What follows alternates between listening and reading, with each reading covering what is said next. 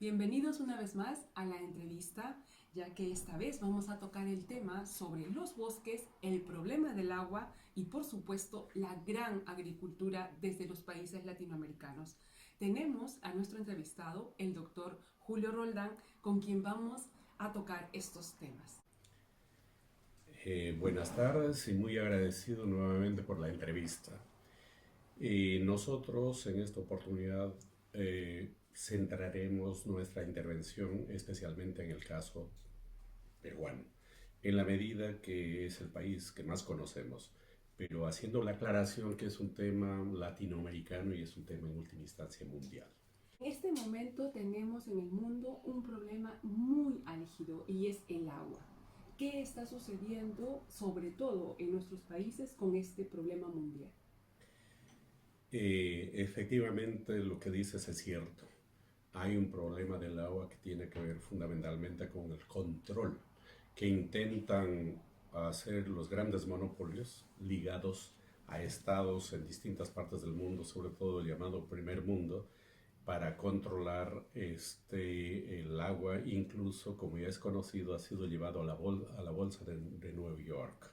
Entonces ahí se está tratando como un elemento, como un producto ya prácticamente privado. Y esto ha comenzado en California, en Estados Unidos. El problema del agua, señor Roldán, no solamente se ha dado en el mundo, sino que en el Perú ha creado grandes conflictos sociales, sobre todo porque está ligado y concatenado con la situación de la minería. Primero, habría que aclarar un hecho muy importante en el caso de Perú. Es un país que tiene mucha agua, pero a la vez la población carece del agua. Uh -huh. ¿Cómo explicamos esta contradicción?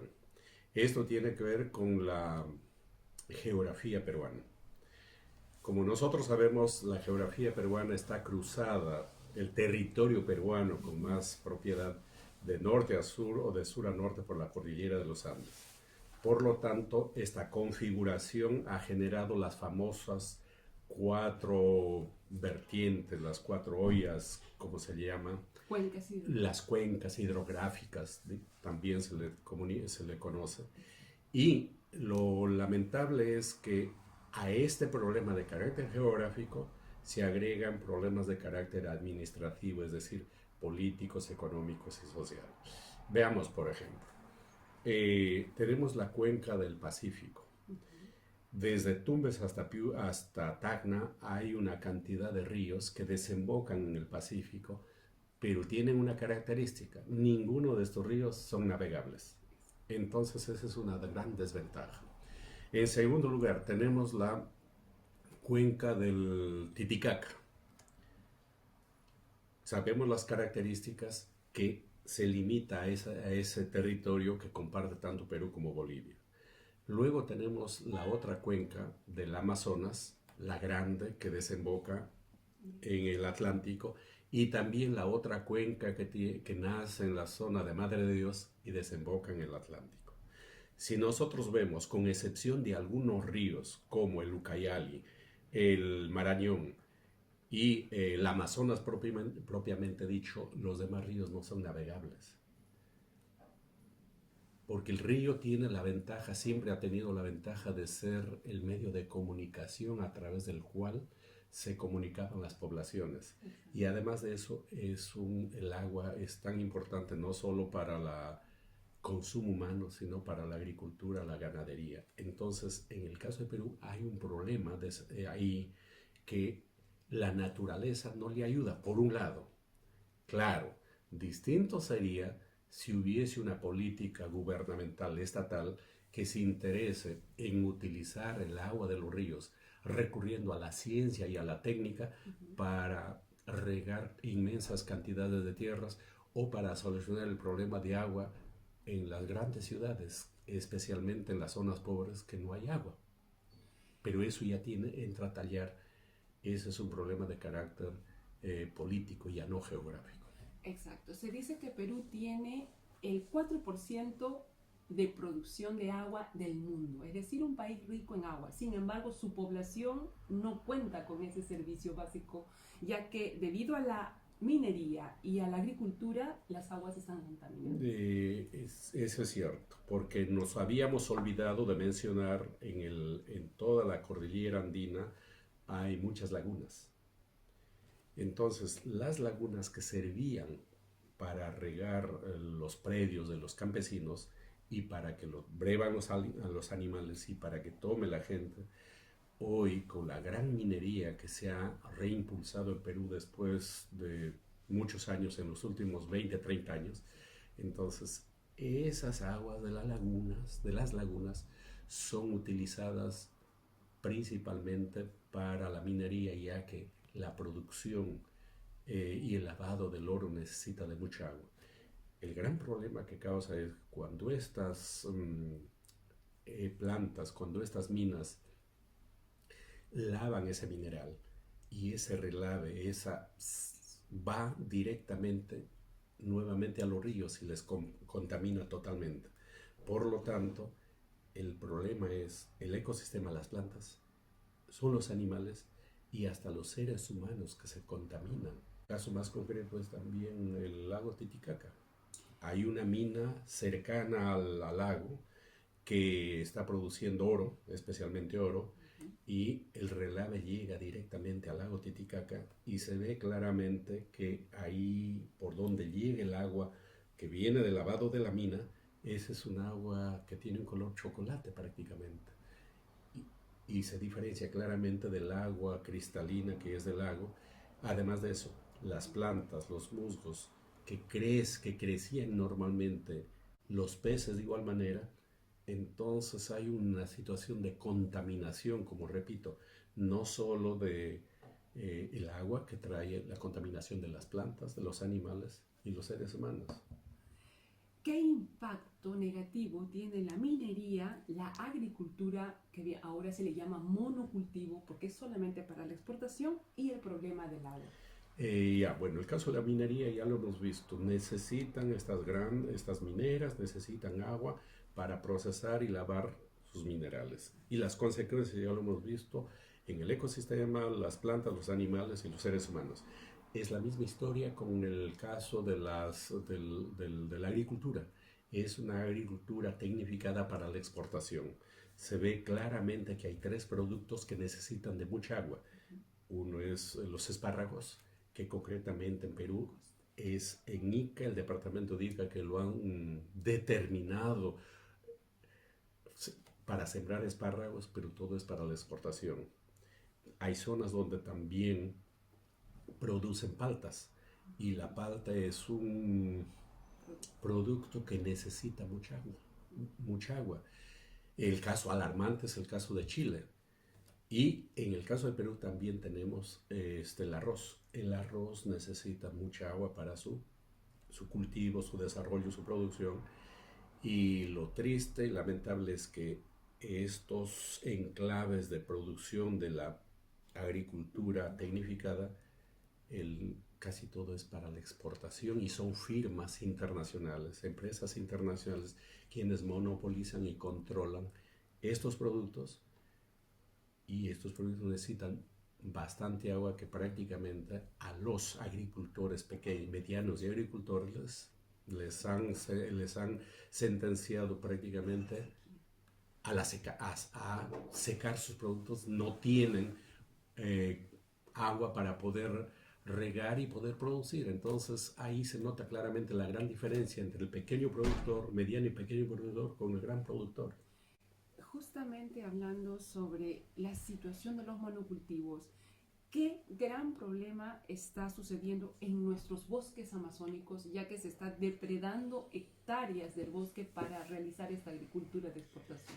Hay dos casos ahí. Uno es para sembrar productos en muchos lugares, por ejemplo, no, en el caso de Perú recién, pero antes sí se ha dado en Paraguay y en otros lugares para sembrar soya. ¿Por qué? Porque el mercado internacional necesita soya. Y cómicamente la soya viene de China. Entonces es una atracción. Pero por otro lado también está el problema de la madera. ¿Por qué? Porque los países altamente industrializados o en las grandes ciudades la industria maderera necesita sus productos y van y talan sin medida, como se dice, sin medida, desproporcionadamente, así como hicieron con la pesca, que pescaron desproporcionadamente y lo liquidaron la biomasa.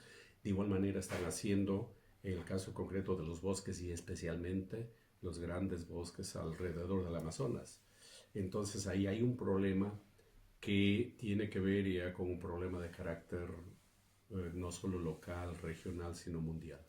Esta depredación en la naturaleza, en la Amazonía, ¿qué problema traerá consecuentemente en el ecosistema en el futuro? Bueno, y es conocido que mientras existe el sistema que nosotros conocemos, el sistema que nosotros conocemos en el cual vivimos se llama capitalismo. Y el capitalismo tiene dos líneas de mira muy claramente definidas. Por un lado, seguridad para sus capitales y ganancia.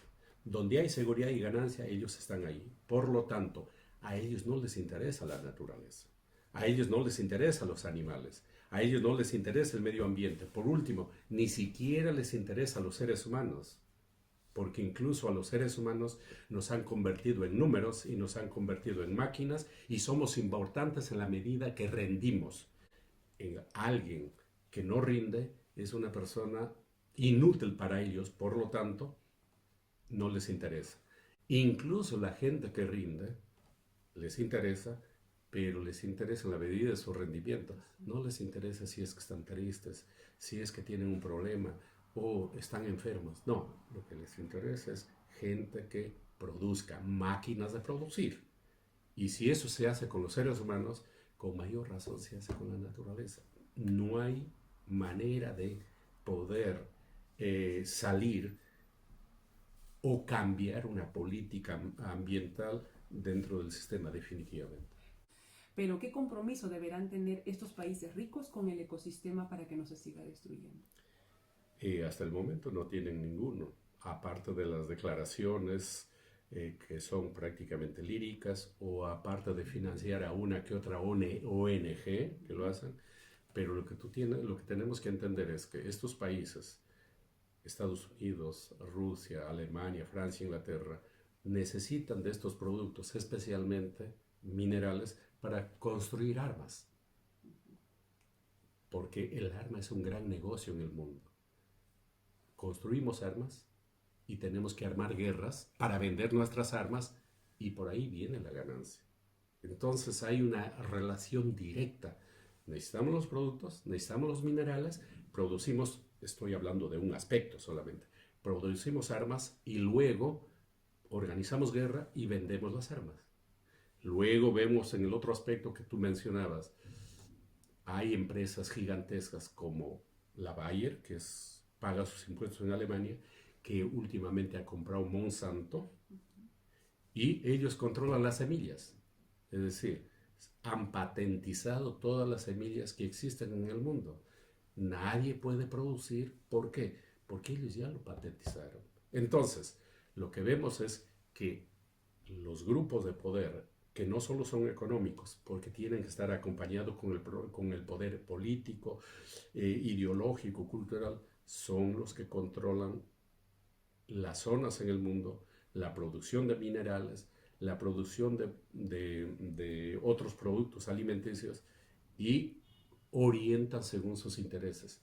Si hay países en África, en Asia o en América Latina o gente, no digan países, sino gente, la mayoría de la población que se muera de hambre, ellos no tienen ningún interés en solucionar ese problema, porque si tuviesen interés, hay recursos suficientes, hay tanta riqueza en el mundo que debería de haberse solucionado los problemas de este mundo, pero no lo hacen por intereses económicos y políticos. Es decir, el tema central es cómo se reparte toda la riqueza producida en la tierra. Ahí está el tema central.